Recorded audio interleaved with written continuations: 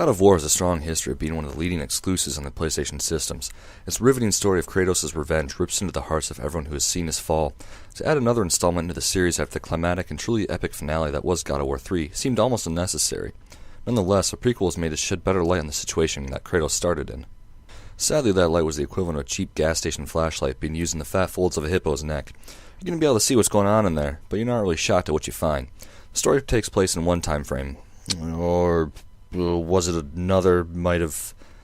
Shit. To be honest, they changed the time period so many times I completely lost track of what was going on and just wanted to kill a bitch. Time travel has worked for God of War in the past, but that was only one time jump, and in this game they did it on multiple occasions via flashbacks, which rarely had any smooth transitions, and usually left you wide-mouthed and drooling due to the seeming lack of planning. The story itself was extremely lackluster and unnecessary for anyone to understand the God of War series. It told of how Kratos had broken his vow to Ares, and 3 trick bitches with 1 bastard son had trapped him for eternity to be a little whipping boy. Most of the cutscenes were of little worth, and there was maybe 1 or 2 plot twists with an extremely non-climactic ending. Basically, unlike the entire 5 God of War games before this one, Ascension has been the worst story-driven God of War game yet, serving no real benefit to completing it, and only adding a small explanation of basically the time frame of, well, could have been hours or years, I really couldn't tell you. Like the other God of War games, you're equipped with Kratos' infamous chained blades, which allow for devastating combos in a large sphere of attack range. Unlike the other God of War games, you have been limited to a small number of usable combos and tactics thanks to the new and dismembered Rage Meter. Each God of War game changes how the Rage Meter and magic is utilized. In the past, it served as a bonus for performing well during combat. However, in Ascension, it serves as a reminder to how cheap developers can be. Essentially altering the domination feature of Kratos' weapons, the Rage Meter now must be filled, and kept filled, in order to access higher level and actually useful combos. Players need to be careful, however, because the 500 chain combo it took to fill the meter will be easily rectified by being hit once, dropping the meter to less than half full, and forcing you to start over again to access some of your favorite memorable combos. Of course, you can execute a semi-devastating attack with a full Rage Meter, emptying it completely but nonetheless helping you out. The same system for upgrading weapons and items is in place, except in this case your magic is tied to the elemental portions of your weapons, and therefore will be unlocked after long dedication to the majority of the story. Another factor that has often changed in God of War games is the enemies and how they fight back. After playing through the past 5 games, I was pretty confident in my ability to take down any enemy that came my way. However, the developers knew this ahead of time and implemented a new feature to the God of War, the Satyr function. Basically, take any enemy from the previous games and replace it with a Satyr. Satyrs with shields, Satyrs with swords, Satyrs with atomic bomb explosion slingshots. Mix this with the necessity to use the new parry system, and you've got yourself some long and annoying battles ahead of you. Take all that and pair it with the camera that pans 4 miles away from the fight while you're still fighting, and you've got yourself a rage quit moment. It almost seemed as if the developers were trying to make this God of War harder than the rest, just to make sure they didn't fall short of expectations. However, there is such a thing as going too far. Although the changes to Kratos' combos and weapons were easily noticeable, they didn't remove the core aspect of the game, and that is kicking some ass.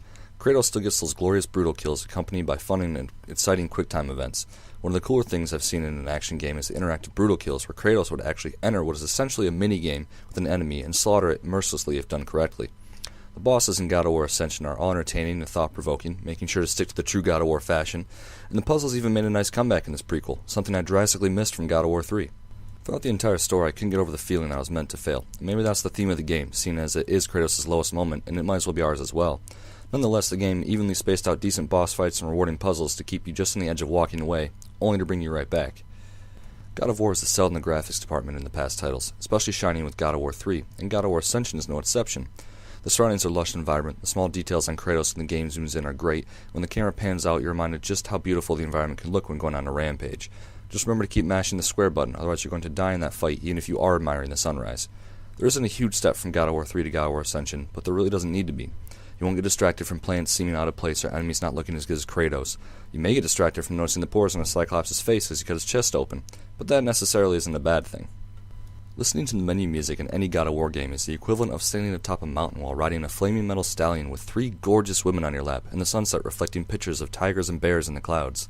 In short, the music and ambiance in God of War Ascension, like any God of War game, are amazing and will instantly get you in the mood to pick it up and play. Not only are the grand scores moving, but the small nuances that make any game great are there as well. During battle, you will not only notice the blood accumulate on Kratos' body, but you'll be able to hear the entire fight through different blade and attack deflections, the ripping of flesh and the cries of the defeated. Basically, if John Williams were to compose a piece about a battle, all he would have to do is record Kratos battling some enemies in a dungeon. As with any other God of War game, Ascension allows you to play through the story with unlocked items to improve gameplay. You get to trophy hunt and take on your favorite bosses with the new Game Plus option. However, due to the lackluster story, there really wasn't any screaming initiative for me to jump back in. There's always some sort of challenge system that would test your abilities with Kratos in a few ways you wouldn't have even thought of, and while that usually prolongs replay value for about a few weeks or so, it tends to fall short as soon as you either get stuck or accomplish all the goals. Thankfully, Santa Monica saved us all with the addition of multiplayer into Ascension. In a really cool and smooth action, Santa Monica created warriors, saved by the grace of God, to fight for the respected god's favor. You can pledge allegiance to one of 4 gods, Zeus, Ares, Hades, or Poseidon, and gain some skills, magic abilities, weapons, and armor to fight against other warriors. You can switch your allegiance at any time if you're not happy, and most of the armor and weapon XP will carry over. Each god has its own bonuses, however, which is either attack, defense, solo, or team-based, which really complements the different game modes.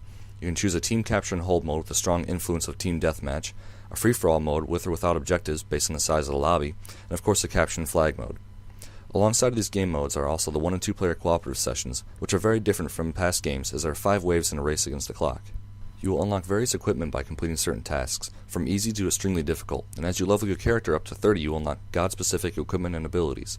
Converting the single-player gameplay to a multiplayer aspect was no easy task, and although there are some faults in the form of combo exploitation and getting just goddamn game-banged into submission, the developers have done a pretty decent job. 3 weapons are your arsenal, sword, hammer, and spear, each with their own combos and special attacks, and you'll need to learn how to use each one of these alongside of the parry and dodge system in order to avoid getting countered or juggled. While oftentimes you'll find yourself unable to accomplish anything, there will be other games when you just transcend above the other players, creating a very hit-or-miss session feel, but somehow rewarding and addicting. While some may disagree with multiplayer being added to the God of War franchise, I can think of no other option to prolong the series' life, and although it may be frustrating a solid 50% of the time, you'll find yourself wanting to go back and play again. Some serious loading times throughout the game can make it a choppy experience at times, and the host system of the online games, while possibly necessary, make it so that the games can be halted at any moment. A dynamic or changing host system should be implemented to avoid your raid quitters ruining it for others, but at least you get to keep all the XP earned if you get booted to the menu.